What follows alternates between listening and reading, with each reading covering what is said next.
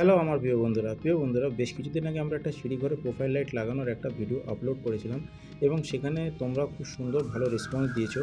আর এখানে আমাদের একটা যেটা সমস্যা হয়েছে সেটা হলো যে 5 মিটারের পর থেকে যে আমরা ঝালাই দিয়ে জোড়া দিয়েছিলাম, সেই জোড়া দেওয়ার পর থেকে ব্রাইটনেসটা কিন্তু আস্তে আস্তে কমে গেছিলো।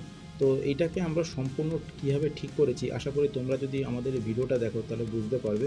আর ভিডিও শেষেও কিন্তু আমরা সম্পূর্ণ বলে দেবো। আর সম্পূর্ণ ভিডিওটা দেখার পর তোমাদের কাছে কেমন লেগেছে সেটাও কিন্তু তোমরা অতি অবশ্যই কমেন্টে জানিও, এবং ভালো লাগলে প্লিজ প্লিজ একটা লাইক করো, এবং তোমাদেরও যদি এরকম হয়ে থাকে সেটাও কিন্তু অতি অবশ্যই কমেন্টে জানিও।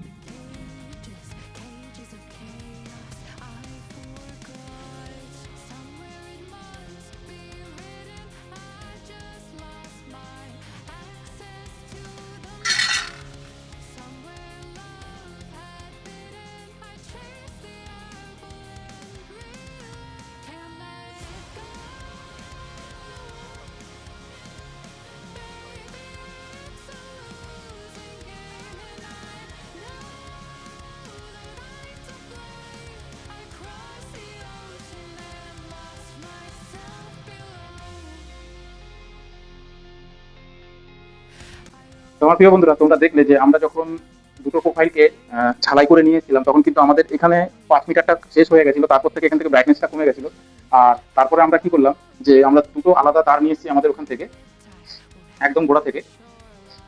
হুম, যেটা আমাদের ওখান থেকে শুরু হয়ে আমাদের এখানে অব্দি এসছে।